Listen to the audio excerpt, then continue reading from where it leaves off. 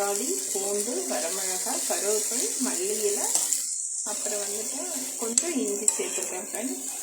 இதை நல்லா வதக்கிட்டு அரைக்கணும்.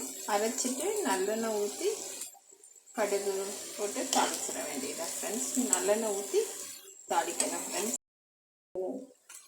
2 நாளைக்கெல்லாம் கெட்டு போகாமல் அப்படியே இருக்கும். நல்லெண்ணெய் ஊற்றி தாளிக்கணும் ஃப்ரெண்ட்ஸ். அப்போ தான் டேஸ்ட்டாக இருக்கும்.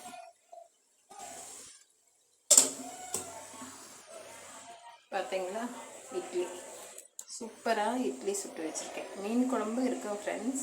இட்லியும் மீன் குழம்பும் தான். சட்னியும் அரைச்சிருக்கேன், கொஞ்சம் தக்காளி சட்னி. நல்லெண்ணெய் ஊற்றி தாளிச்சாச்சு ஃப்ரெண்ட்ஸ். இட்லி தக்காளி சட்னி.